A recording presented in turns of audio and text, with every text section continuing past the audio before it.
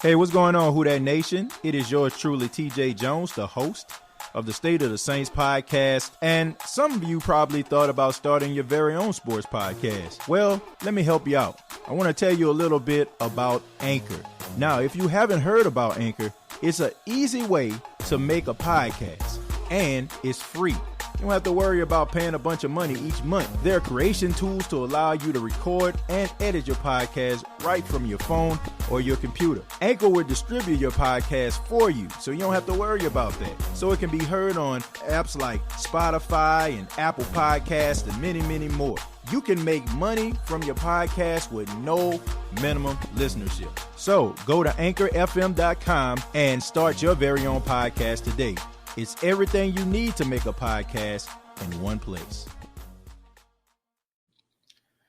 Hey, what's going on, Who Dat Nation? It is yours truly, TJ Jones, the host of the State of the Saints podcast. And I have a special guest with me from The Advocate and also from NOLA.com. We have Mr. Jeff Nowak. What's going on, Jeff?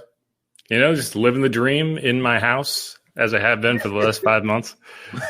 Longer hair than I'm used to, but, you know. That's just part of the deal these days. No cabin fever, huh? Do you have cabin fever yet?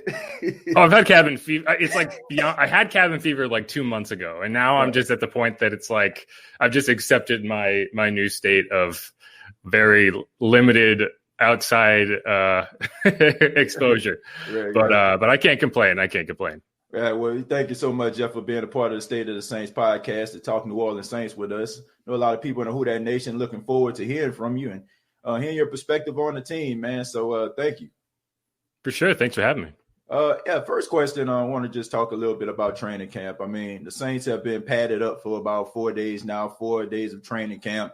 There are a lot of guys standing out, a lot of guys that are surprisingly taking extra steps, especially people like P.J. Williams and Traquan Smith. I want to start with P.J. Williams because we talked off the air and we were talking about, a tweet that you put out about P.J. Williams and how, I'm paraphrasing this, how people kind of, I'm not paraphrasing. You say were willing to drop the anvil on P.J. Williams. So I want to know, what do you think about P.J. Williams and his production and his development, especially in training camp right now? PJ Rockstar Williams. Well, so I should mention that, you had Jeff Duncan on a few days ago, and he he said basically the same thing. It's very weird right now because normally I would be out there, and I focus a lot on digital content. I try to produce as much video as possible, right.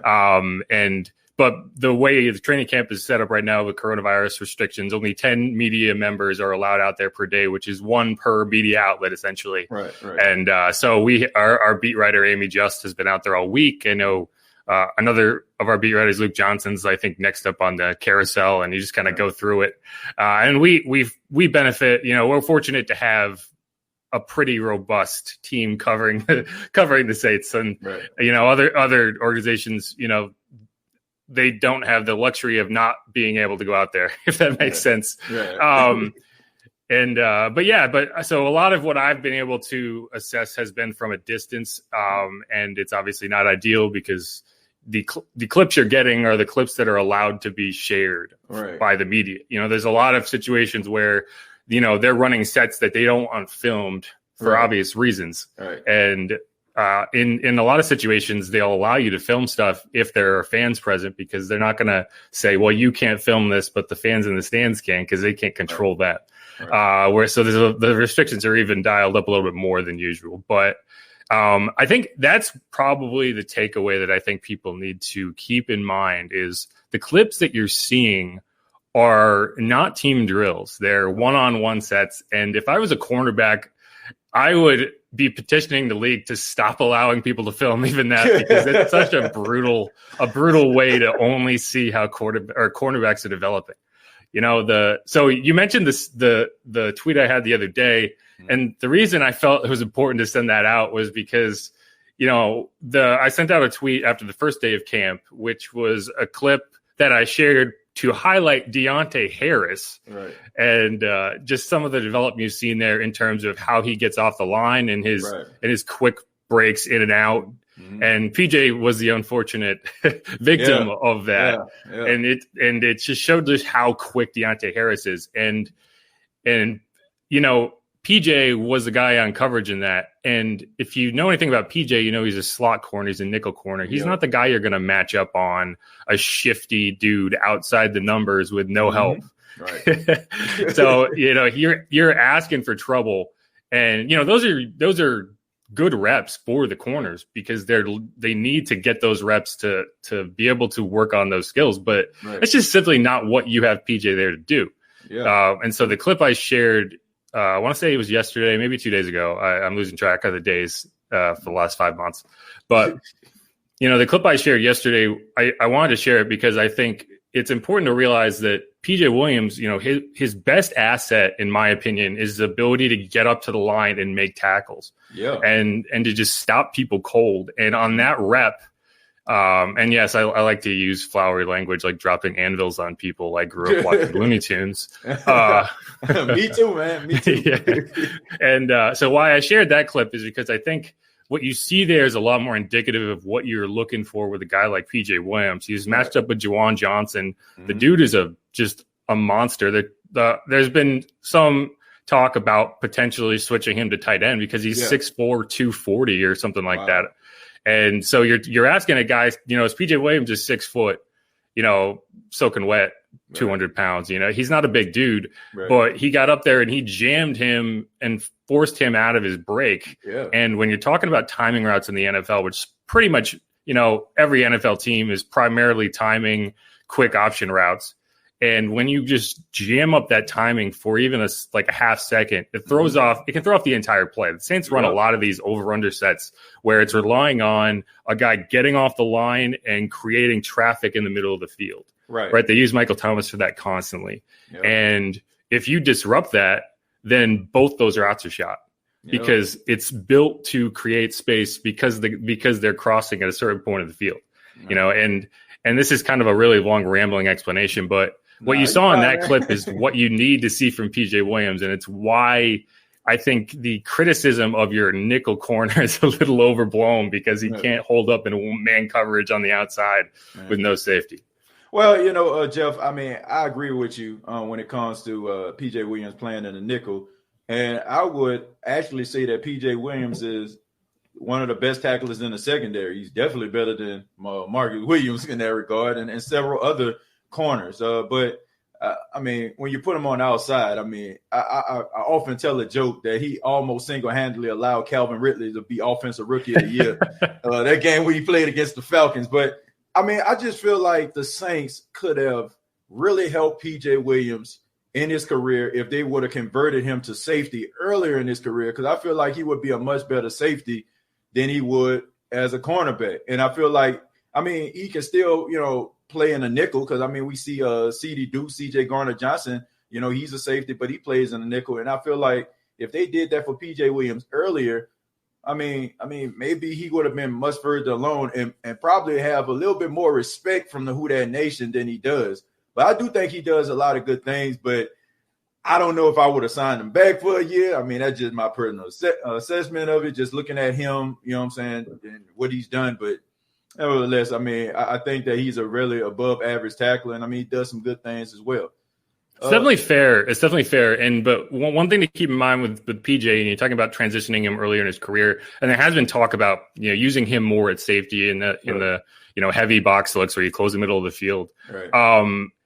Is he tore his hamstring his rookie season. Right. He played 2 games his rookie season. One of them was the Giants game that was bananas, if you remember that one. Yeah. I think they won 51-49 or something like that. It was the craziest game until last year when they played the craziest game against 49ers. But so when you talk about a guy who's like, okay, his rookie season, maybe you see what he can do and maybe you consider shifting him, but he tore his hamstring. Right. And then you have the next season he comes back.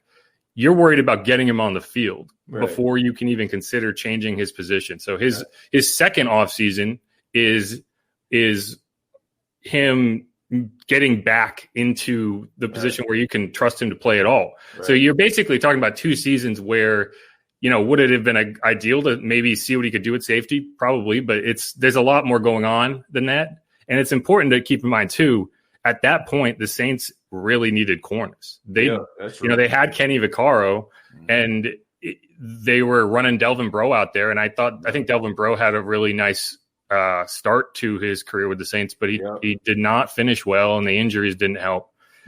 So it's easy to look back in hindsight now, but the Saints are in a much different position now than they were 2 years ago in terms of the secondary. I mean, Marshawn Lattimore opened up a lot. You know, you have Janoris Jenkins in there now, who I think is a heck of a player, but he's definitely not a tackler. And you know, I think that's something to keep in mind. The other thing is, you know, when you're talking about a team like the Saints who pays a lot of money at the skill positions, you know, Michael Thomas is the highest paid receiver in the NFL. Drew Brees is one of the highest paid quarterbacks. Yeah, you're going to have to pay Alvin Kamara or probably in the next few weeks. They're talking about a contract extension now. The idea that you're going to pay top dollar for your nickel corner, especially when you already had Patrick Robinson, who, you know, I think it's good to have a veteran guy in that group, but he has not played up to the contract they signed him to. It's really difficult to say, okay, who do you go out and sign? The guy I like to comp PJ with is Chris Harris, because he's been, you know, since 2012, 2013, one of the top nickel corners in the NFL. It's where he made his money. And if you look at him this offseason, he signed for 2 years, $17 million with the San Diego Chargers. And that's far from his top, the top contract he signed. The Broncos broke the bank to keep him around, at least so far as corners are concerned. And, you know, when you're looking at a guy who, and if you want to compare their stats, I sent out a tweet the other day where their stats last season were pretty standard. I mean, Chris Harris had better numbers, but you're paying Chris Harris for those numbers. PJ is making $2 million on a 1-year sweetheart deal. And I think when you're talking about a team that has as much depth as the Saints do, and you're really just trying to have consistency at those positions, I mean, being able to bring in a guy that you trust on a $2 million deal, it's hard to argue that that's not the right move. I mean, I understand that, especially like the circumstances that we're in, Jeff. I mean, COVID-19, no OTAs, no mini camp.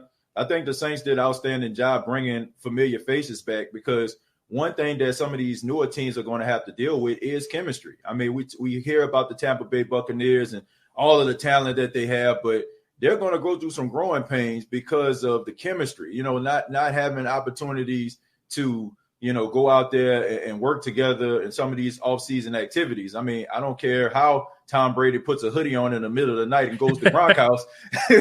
I mean, you're still going to have some growing pains, you know. So I feel like the Saints did a good job, and I understand that.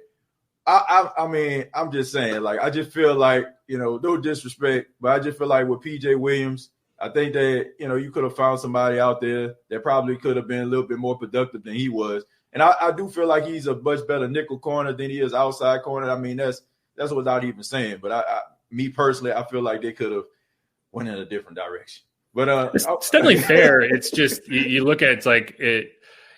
I get into it with people on Twitter because it's really easy to say, like, okay, let's do this. But it's like, give me an example. Who do you bring in?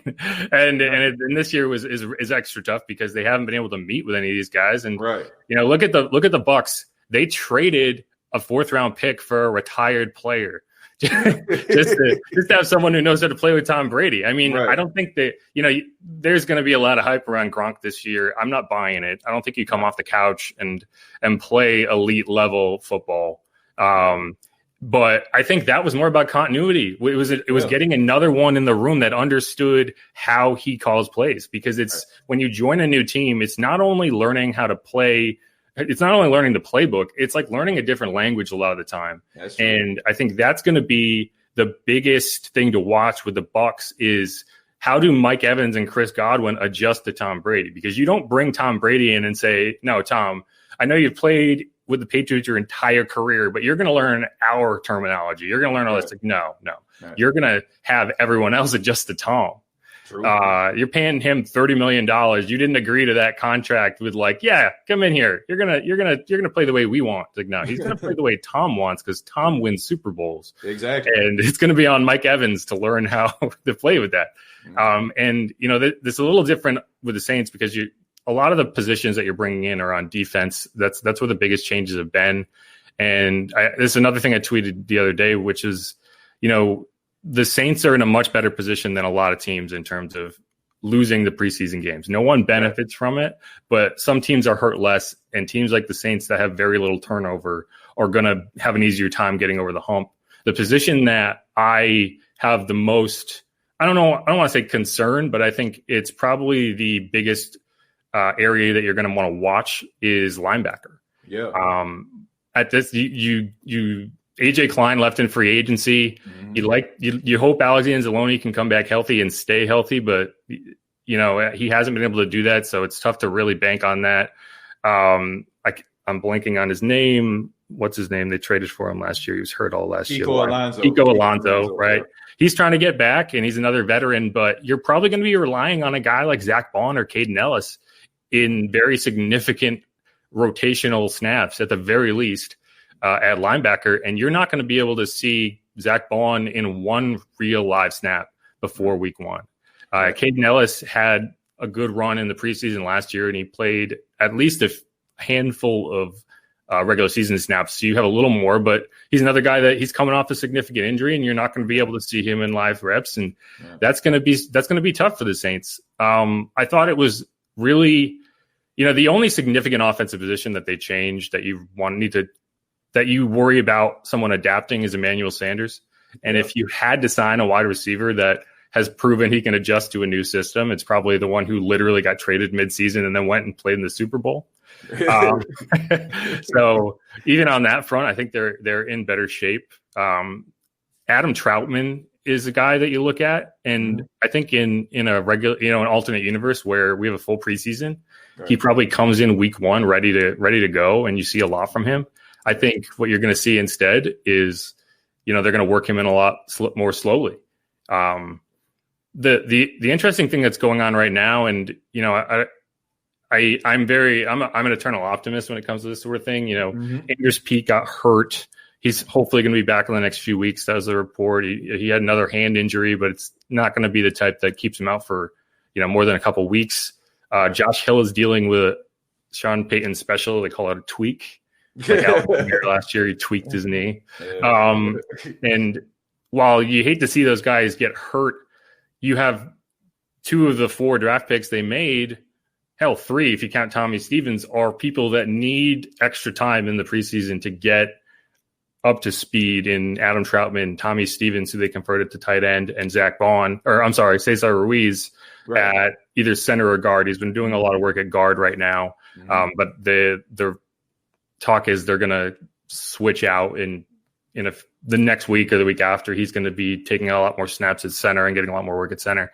But we know without Pete or Hill out there, they're able to get a little more significant work than they would. So you don't want to, like I said, I'm an eternal optimist. I always look for the silver lining in things. And I think, if that had to happen, I think that it at least allows them to get a little more top level snap work than they would have otherwise. So.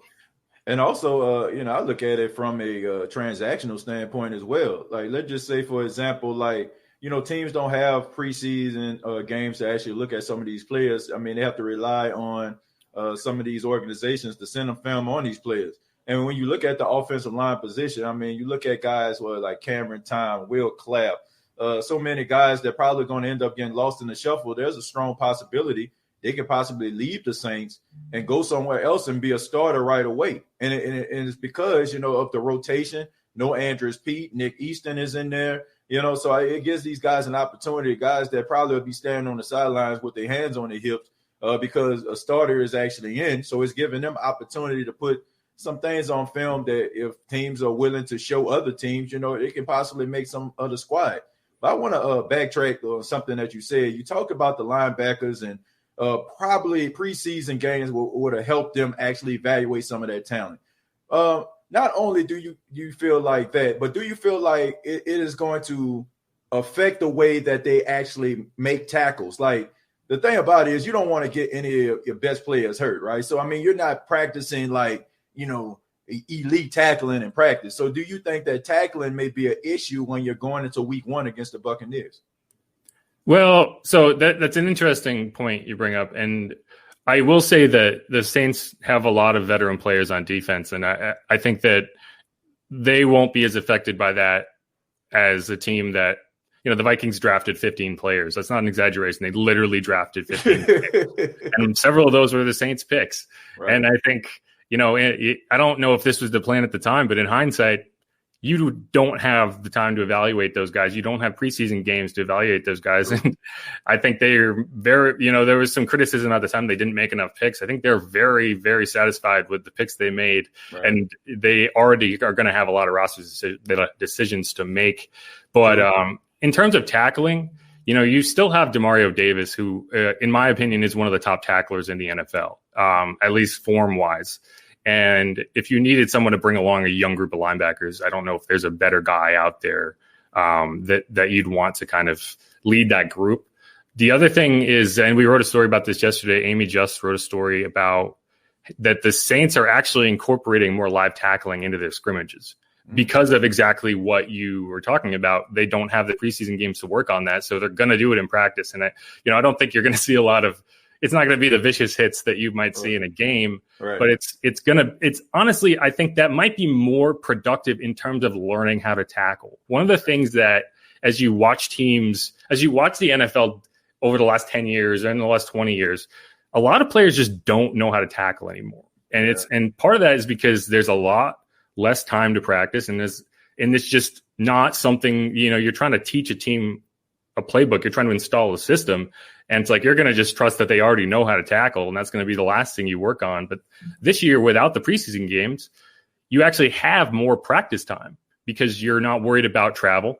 You're not worried about, recovery after games. You're going to deal with recovery after practice, but that's a much different type of recovery. Right. And so you're going to have a little more time to work on that kind of stuff. So, there's a chance that there's a reasonable chance that tackling is an issue, but there's also a reasonable chance that they're actually are better off than they would have been otherwise, because in preseason games, when you have a lot, like 12 guys competing for one roster spot, everyone's trying to make the play.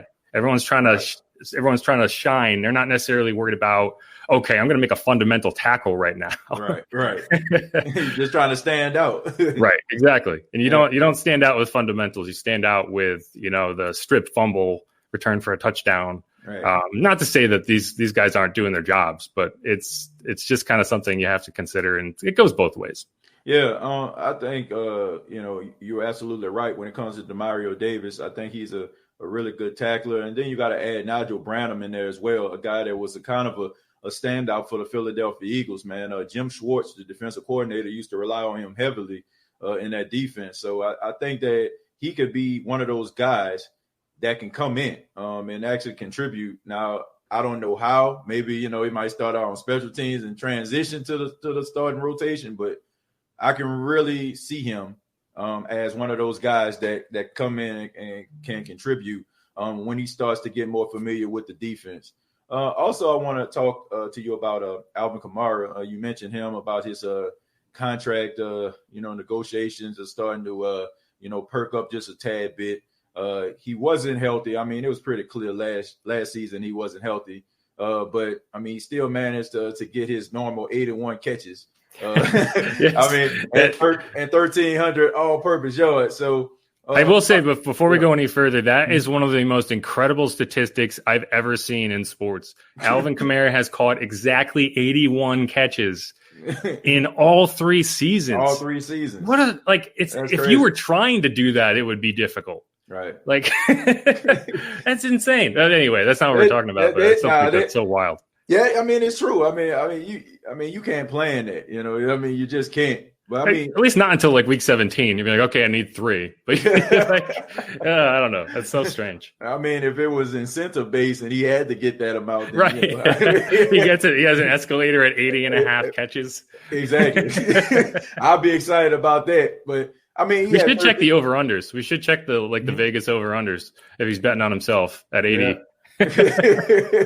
Well, I mean, if that's the case, I guarantee you he made more money. I just look at Alvin Kamara as one of those guys. I say he played at 73% and still had a respectable year, probably a better year than some other guys had that played all 16 games. But now he comes in I mean, he's 100% healthy. I mean, he looks bigger. He looks a little bit more stronger. The way that, I mean, from what I see from pictures and him running and everything like that, it seems like the explosiveness is back. What are your thoughts on Alvin Kamara, and what do you think about him over the last few years in the Saints uniform? And do you think he can, even exceed the expectations that we have for him as Saints fans and the Saints as an organization? Yeah, so Alvin's tough, and when I say that, I mean tough in several ways. One being, it's tough to know what to expect from him this season, just because we're not going to get a chance to see him in the preseason. But right. And he's also tough in the fact that he, to use his own words, tore up his knee last year and missed 2 weeks. Right. It was reported that it was a torn MCL, which they never confirmed that. They never said which knee. Right. But if that's the case, I spoke with a doctor. His name's Rand McLean. He's a sports medicine expert, whatever you want to call him. I don't even know his real title. I have to look it up. But he's great, and he kind of walked me through the kind of rehab process that you would have for that. And he said, at any level, so a grade 1 MCL tear is what you would call a sprain. And so he said that the timetable that he would give anybody, whether you're an NFL athlete or, me sitting at my couch at home, is 6 weeks, easily 6 weeks before he would recommend that you should be on a field. And Alvin Kamara, he missed. So he played against the Jaguars. He finished the game, and then he missed the next 2, and then there was a bye week. So it was essentially three and a half weeks before he was back on the field. And just from that timetable, the fact that he was able to come back and play at a level that, I don't think that anyone's going to fool themselves into thinking that the Alvin Kamara who finished the season was the same one that started it. Right. But he was still a top 10 NFL running back, even in as limited as he was. And I think that's very telling to the toughness, and I think you look at some of these weird, crazy balance drills he does. I think that probably played a role. But I think that he is very eager to show that he's back. And I'm honestly, you never want to hear that someone's injured, but a lot of the narratives that were flying around, and I dive into the deep Twitter holes a lot of the time, and there was this weird idea that he didn't enjoy football anymore. Man, get out. Get out. That Mark Ingram left and he just wasn't having a good time. Right. And I think part of that was driven by the fact that he would, he'd get tackled for a 2-yard loss and he wouldn't get pissed off. He would get up and run back to the huddle. And, that's, if you know anything about Kamara, it's that's just him. Right. And I think that there was a lot of frustration there in that he knew he wasn't 100% and he was doing what he could. And you can imagine how frustrating that is, even especially someone as competitive as Alvin Kamara. But whether they get the contract done before the season starts or if it lags into the season or after it, I think that he's more than motivated to show that he's that the last 8 games was not what he has to offer as fully healthy. And I mean, you just need to look at the first 5 from last season to really see that he led the NFL in broken tackles. He had 29 broken tackles first 5 weeks. He had 11 broken tackles against the Cowboys. Wow. 11. He had 8 the week before. So if you do the math there, that's 19 broken tackles. When he came back in week 10 against the Falcons, from week 10 to week 17, he had 19 broken tackles over the rest of his games. And I think that's the only number you need to look at. Yeah. But I expect big things out of him. I expect, especially, once they can incorporate Adam Troutman and they can run some really, really difficult to cover 12 sets out of the 12 formation with Cook and Troutman, and you don't know which guy's going to stay and which guy's going to go, whether they're both going to go. My dream is to have a 13 formation with no wide receiver and you go 5 wide. The math makes sense there, I think. And you put Taysom Hill. You have 3 tight ends on the field. Call it 23. You have 3 tight ends on the field, 2 running backs, Taysom Hill at quarterback. You send everyone out and you see what they do. That'll be one heck of a play. I tell you that. I know it wouldn't be something they'll be prepared for. I tell you. So, right. They'll have their goal line defense on the field. Right. That'll definitely keep a defensive coordinator up all night. Right. And the fact that they can do that, that's what makes the Saints roster so unique. Is you could feasibly do that. and have a mobile quarterback. So you don't like the issue with going 5 wide with Breeze, and he does it so successfully is in spite of the fact that he's not that mobile. Yeah. But yeah. I mean, I think about some of the exotic plays the Saints have had. I remember one play when they played against Minnesota when they had all 3 quarterbacks on the field at the same time, and they had Bridgewater, and he made Mike Zimmer call a timeout because he was like, what are they doing? You know, so right. I mean, you know, Sean Payton will try to find ways to confuse you from time to time. So, I mean, I don't know. You might have put something into his ear, you know. I mean, especially. I guarantee you that there's nothing I could come up with that Sean Payton hasn't already scribbled on a napkin somewhere. The play that I look at in that is in that Vikings playoff game. I don't know if the play you're describing is from the preseason game or not, because they did play in the preseason. I can't recall. It was week 8. It was week 8 of I think the 2018 season. Oh, okay. So it wasn't this past season. All right. No, it wasn't. It wasn't. But the play I look at is the playoff game against the Vikings. So the way they started the season running the Taysom Hill sets is they would split Breeze out as a wide receiver, which I hate. You know, I get the idea, and you don't want to tip the defense off by sending out Taysom Hill and no Drew Brees, because that just says, okay, that we can say Taysom Hill's a quarterback, and that kind of chops the playbook in half in terms of what you're defending. Whereas if you send both of those guys out there, they have to account for the fact that Taysom Hill could line up at tight end. He could line up at the H. He could line up in the backfield as a tailback. He could line up as a fullback. He could line up as a wide receiver. He could line up as you get where I'm going. Yeah. When you take him off the field, you don't have that. But what you do when you put Breeze out wide is you cut off that entire half of the field, because Drew Brees is not running a route. So they don't even have to account for him. All they have to do is spy him with a deep safety. As just so he doesn't have like a free 20 yards to just catch a pass and step out of bounds. That's the only time I could even envision them throwing a pass to Drew Brees. And even then, I think that they would think twice about it. But what they did in the Vikings game, and they did it a little more toward the end of the season, is they ran a play out of a heavy formation with Deontay Harris as the deep.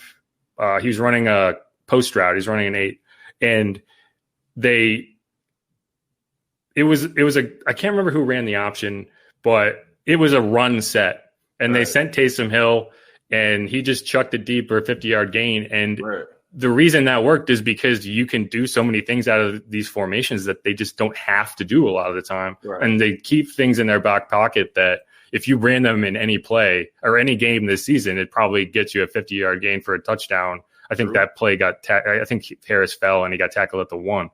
But the Saints I guarantee you there's stuff scribbled in the back of Sean Payton's mind that he saves for big games. And I think that was one of them. And I enjoyed that. That's one of my favorite plays from the Saints this season, because you can watch it. And if they cover Deontay Harris over the top, Taysom Hill has 40 yards of green grass in front of him. He probably scores.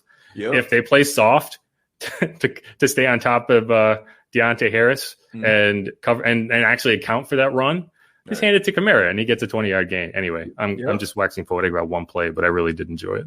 I mean, go back and watch it. It's worth the rewatch. I mean, I enjoyed it too, Jeff. And honestly, it could have easily been a touchdown. You know, I feel like Taysom Hill kind of threw the ball a little shorter, and Deontay Harris actually had to turn around and catch the ball. So if he would have put it out there a little bit further, he would have scored easily. It's a little guy. It's tough to. it's like Dustin Pedroia when he was batting. It's like his strike zone's like 4 feet or like 4 inches wide. You got to get it to him. I think that honestly, like to me, it's like the fact that he hit a 5'7" wide receiver 50 yards down the field is amazing in general. But great concentration by Harris. I mean, those were two defenders right there. You know, he could have easily allowed that to distract him and not catch the ball. So I mean, it's a good play, good concentration by him. So I want to talk to you about the tight ends. You talked about Adam Troutman just a few minutes ago also. But Jared Cook, he's going into his second year with the New Orleans Saints. I think Dan Campbell, the tight ends coach, talked a little bit about Jared Cook, talked about how he's a little bit more comfortable with the offense, and he's more comfortable, with his role, and thinking about possibly expanding it. What do you think about Jared Cook, and do you see him as being even more effective this year than he was last year? Well, I don't know about more effective in terms of he did an incredible amount of work when they opened up the offense a bit and really target him down the field. What is important to remember about last season, and I think that it's pretty easy to spot when you kind of go game by game, is you just can't run a lot of the sets that you were planning to run or that you have built in when your quarterback goes down week 2. Right. Traquan Smith also got hurt in that game. Yep. So from week 3 on, you have a backup quarterback. You lose I consider Traquan a slot receiver. He would play outside, but Ted Ginn was the number 2. So, right. But you lose that guy that you were expecting to be in the slot, and all of a sudden you have Austin Carr out there running. And, he got a lot of snaps. He didn't get a lot of catches. I don't know if he got any, to be honest with you, but he was out there a lot. And you also, and with that, you lose the ability to run Taysom Hill out there on offense for 20 snaps because you might need him in an emergency quarterback situation if Teddy Bridgewater gets hurt. Right. So from week 3 through Brees came back week 9 week 8 against the Cardinals. They had a bye the next week. So from weeks 3 to 7, the offense was just compressed down at pretty much as possible. So that's why you saw a lot of low scoring games. You saw them win 12-10 against the Cowboys. They won 13-6 against the Jaguars. Mm-hmm. And as Teddy Bridgewater get a little more comfortable, he opened it up a bit. Jerry Cook caught his first touchdown week 6 against the Bucs. Yeah. But then he got hurt. So it's like you look at a season that the offense was just trying to account for all of these variables. And then week 10, finally, you're able to run the offense that you plan to run from the start of the season. Right. And Jared Cook had a solid game against the Texans. He didn't have a great game, but he had a couple of nice plays. And then if you go through, I mapped out every single play of 20, or I want to say 15 yards or more. It was 15 yards or more that Jared Cook caught last season. He had 24 of those plays, plus one really terrible offensive pass interference call against the Panthers. Yeah. And so if you look at his percentage of big plays compared to his total targets, he had 65 targets. He had 24 what I call explosive plays. So plays of 15 yards or more. That's 37% of his plays were 15 yards or more down the field. You can compare that to Travis Kelce, 136 targets, 34 explosive plays, so 25%. Right. Darren Waller's another guy, 117 targets, 29 explosive plays. George Kittle, 107 targets, probably the best tight end in the NFL. Yeah. 25 plays, explosive plays. So those are the only 3 guys that had more explosive plays.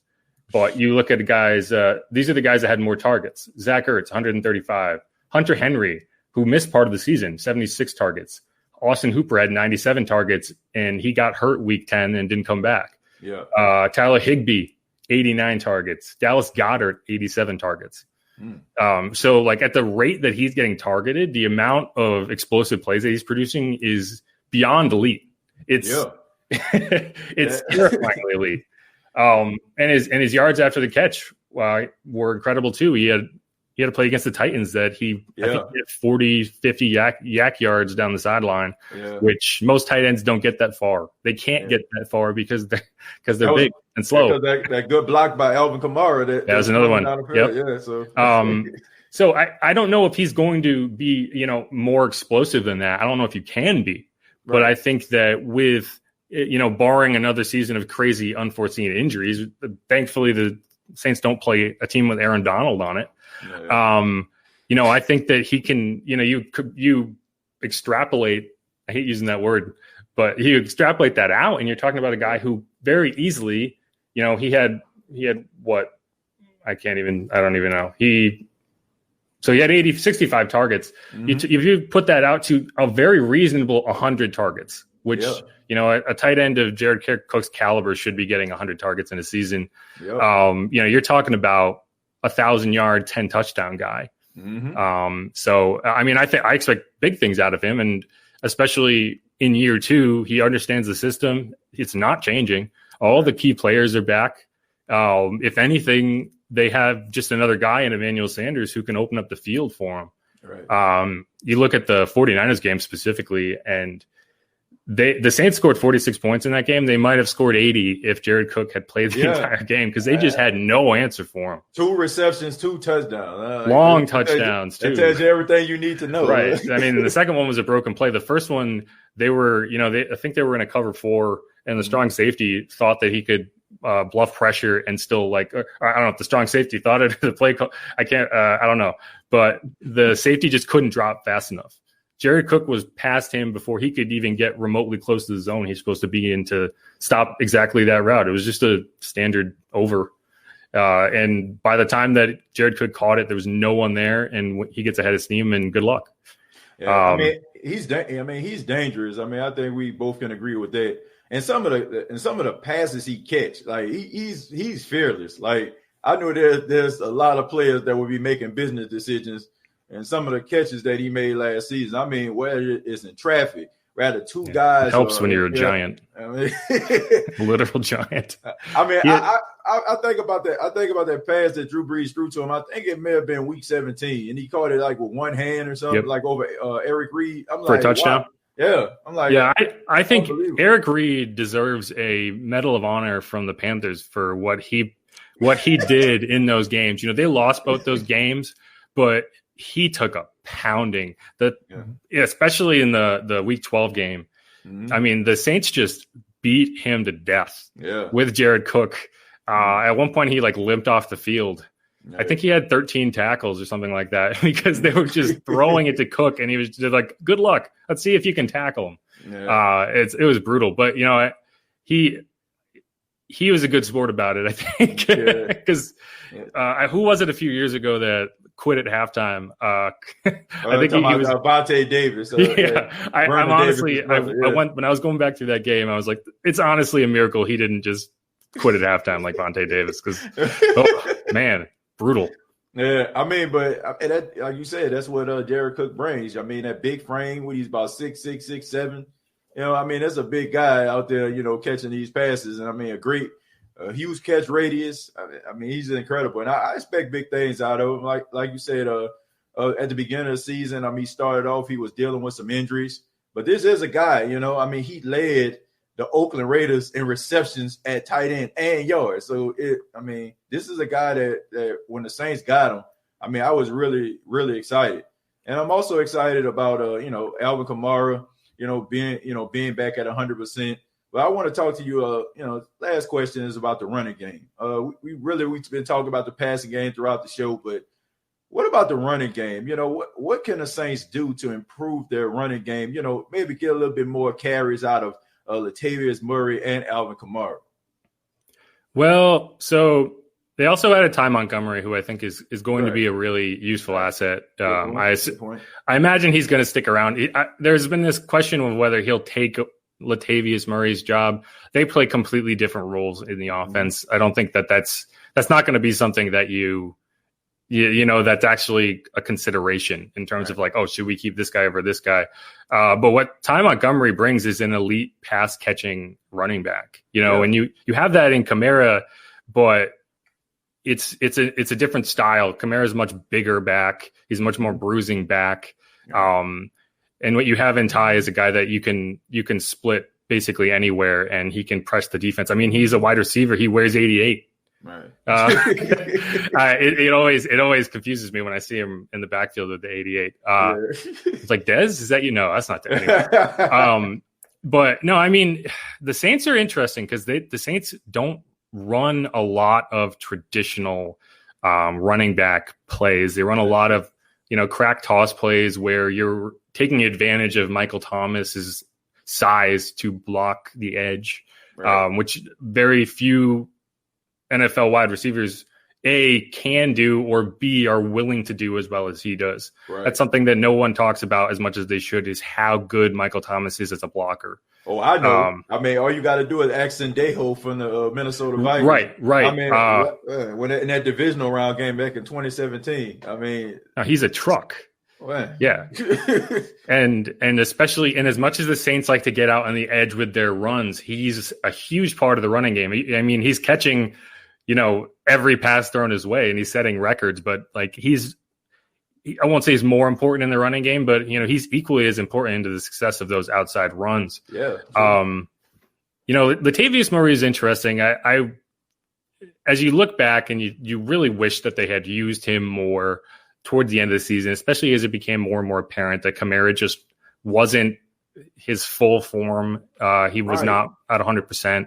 Right. And hindsight's 2020, but I think it's one of those situations where you have a stud running back, and if he is hurting, you don't want the defense to know that. And if you start giving him 50% of the snaps that you normally would, they're going to key on him. They're going to know that when he's in the game, he's getting the ball, that sort of thing. And that's not where you want to be. And so much of the Saints offense is predicated on not being predictable.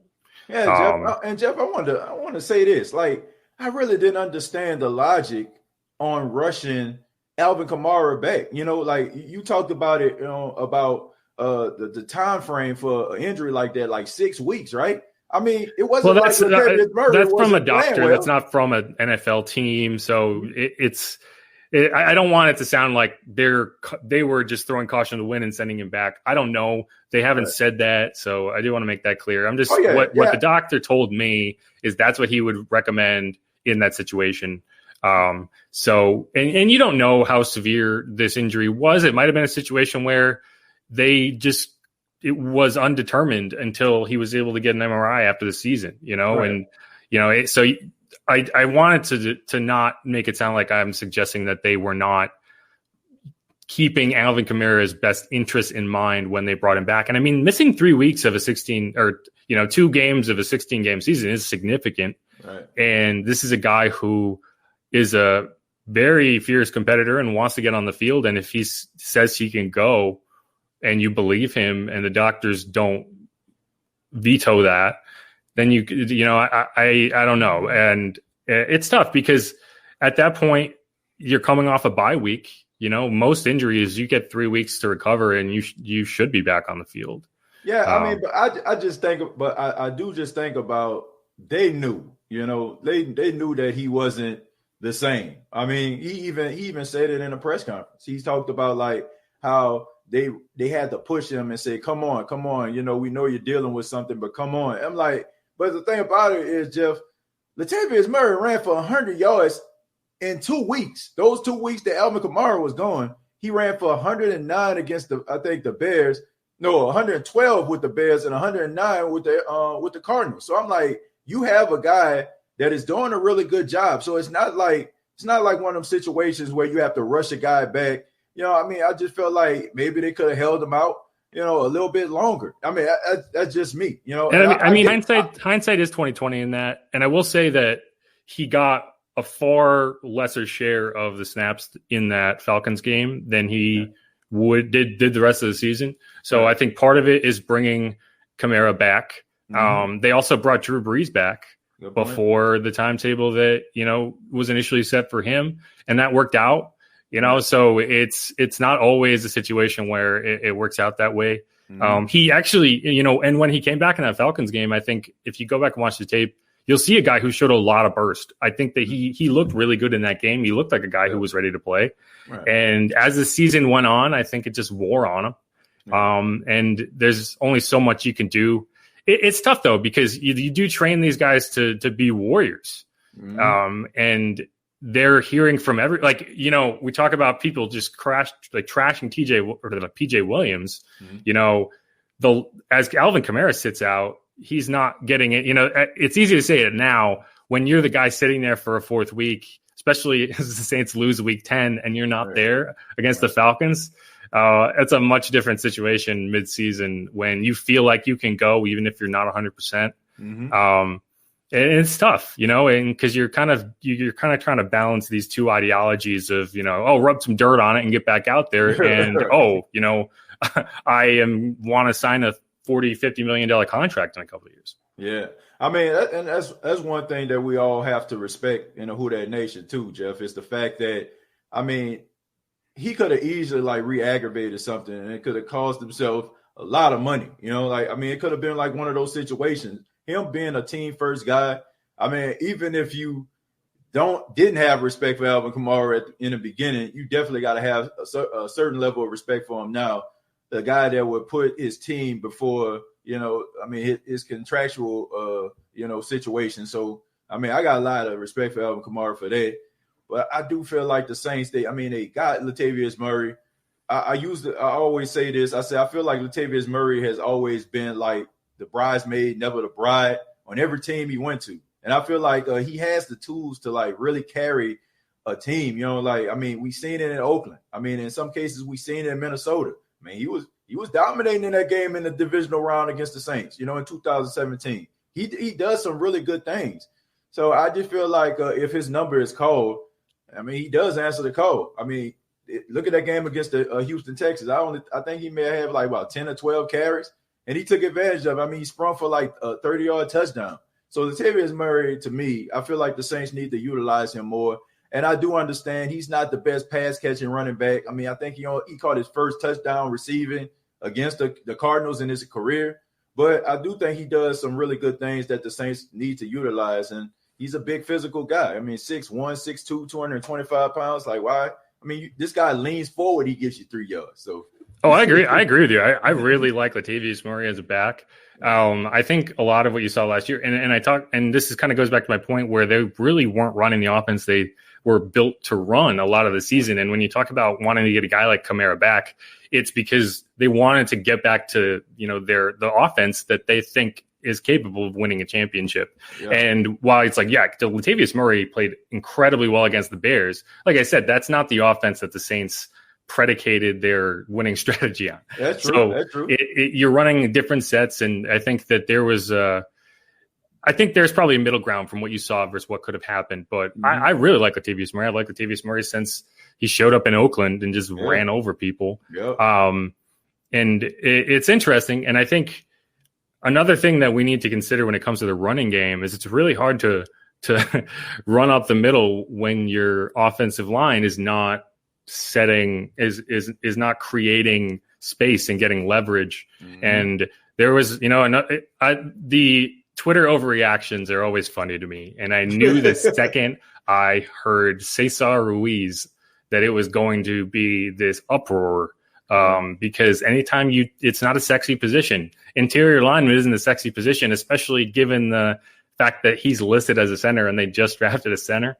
Mm-hmm. But I think that was, I went through the 49ers game yesterday a little bit, and there's like 4 or 5 plays in that game alone where you're just like, man, they need interior line help. And whether he plays at center and you shift McCoy over to guard or vice versa, mm-hmm.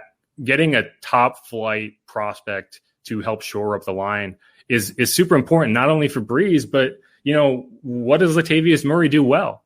Yeah. He's running between the tackles. Mm-hmm. And the more you're able to build that offensive line, the better chance you have of actually succeeding running between the tackles. True. That's true. I was in that number, that was upset about the C. Ruiz pick, I guess, but to me, I guess I had my heart set on like Jordan Love. And I just thought like the Saints would probably go in that direction by drafting Jordan Love. Kind of fell into like those articles that was going on at the Senior Bowl. I try to warn people every year that you're not going to be happy with what Sean Payton does in the draft.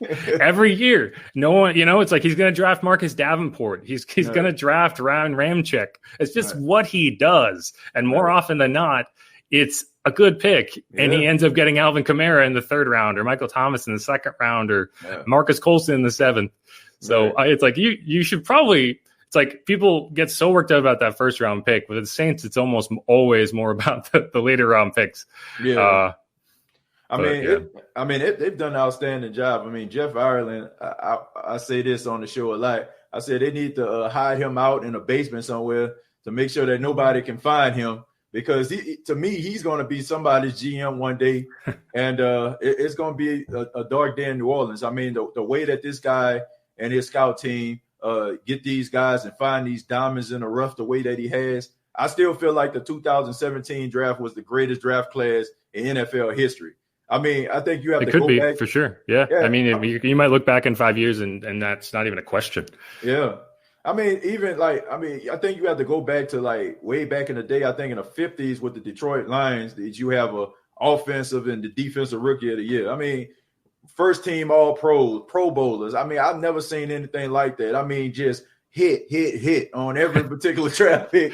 I mean, and all of them contribute in a certain way. Like, I mean, from Azzaloni, from Marcus Williams. I mean, the list goes on and on at the talent in 2017. Trey Hendrickson was in that draft too. Yeah, I mean, unbelievable. I mean, everybody on that the Saints picked up in that draft contributed in some way, and you can think about how they brought something to the team. I mean, Trey Hendrickson for the first 2 weeks of the season last year, he was leading the team in sacks. He's a very solid rotational player. You know, he's not going to be a starter, but those are the guys you need to draft to have a successful team. The only drafted for the Saints that you could probably put up there and make an argument for is the I can't remember what year it was, whatever year, Reggie Bush and Marcus Colston. So it was before the Super Bowl, 2006, yeah. And it's just because the bookend of Reggie Bush and Marcus Colston is so good. Like just having one guy at the front and one guy at the back, and then just that was an incredible draft. But yeah, I agree with you. I mean, every time I look back at that draft, it's like they got Marcus Williams. Yeah, I mean, it's incredible. I mean, and even I can't think the offensive lineman that end up going to the Patriots and having a solid Nikovich. I think they drafted him right in 2006. I think he ended up being an offensive line for the Patriots. That sounds right. Yeah. And the other guy they got in the mid rounds, defensive lineman, played for the Bears for a while. He made the Pro Bowl with the Bears. I can't remember his name. You talking about back in 2006, or are you talking about more recent than that? I honestly couldn't remember jumped out. I just remember Akeem Hicks. You know, that's who I'm thinking of. Akeem Hicks. Yeah. Exactly who I'm thinking of. Yeah, out of Regina. University of Regina. Yeah.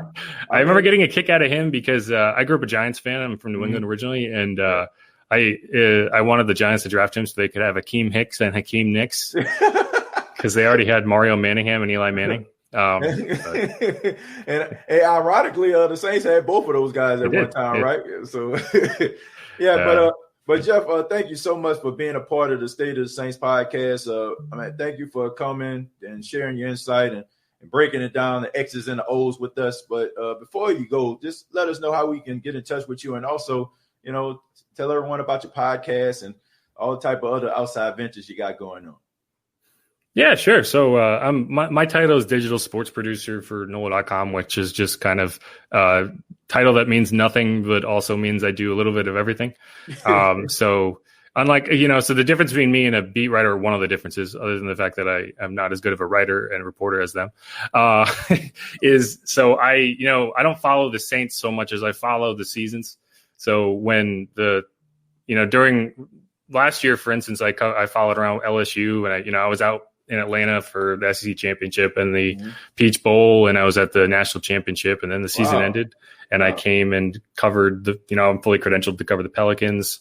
And so myself and our Pelicans beat writer, we host a podcast called Birdwatch. It's a Pelicans podcast. We just put up a post this morning on the draft lottery. They didn't get number one, in case you weren't paying attention. So yeah, if you're a Pelicans fan, you got a lot of Saints fans listening here, but if you're also a Pelicans fan, check that out. We just started this season, but we're having a good time. We're growing it, so that's fun. What I've been doing primarily for Saints camp is I've been cutting together a lot of highlight videos from the footage that's been shared with us from Fox 8 so far, because only so many people can get out there. They're allowing us to kind of co-post those videos, which I think is really good, because that's cool. Normally you'd have 1,000 people out at each practice, and this time around that's just not the case. So I think it's really helpful to be able to get people some real footage, because they just can't get out there. But then on the personal side, I host a podcast about nothing really, but it's called Running It Back. It's a movie podcast where we don't really review the movies. We just watch a bunch of sports movies and talk about the sports in them. Like we try to decide whether Bobby Boucher is actually the best football player of all time. He got 16 sacks in a single game. How did he not win the Heisman that year? I don't know. And then we kind of talk about stuff like Forrest Gump. We talked about sports Forrest Gump, where, how good was Forrest Gump a good football player? Because I don't think he was, but He was did. a good special teams player. He was good enough that the Alabama fans had to come up with a coordinated chant to get him to stop from running through the back of the end zone. Right. How many times did he have to do that before you got the entire crowd to coordinate? Yeah, good point. We just did an episode on cool runnings, and we co-hosted it with a Olympics podcast to talk about how occasionally true the story was, because it's based on a true story, but it's like 99% fake. So that's kind of fun. But yeah, it's a good time, and if you want to check it out, you can. It's my pinned tweet right now is the Cool Runnings episode, and you can find that at twitter.com at Jeff_Nowak. That's NOWAK. And yeah, any rate review if you have a good time, subscribe, and it's a lot of fun. I co-host it with a comic friend of mine from LA, and it's been a lot of fun. Looking forward to taking out that podcast. I seen you post it on your Twitter page, so definitely going to take a look at that. Jeff Nowak, thank you so much for being a part of the State of the Saints podcast, and we definitely got to do this again. Yeah, man, TJ, thanks for having me. It's been a lot of fun. All right, take care, man. This is the State of the Saints podcast. Once again, Mr. Jeff Nowak. Thank you.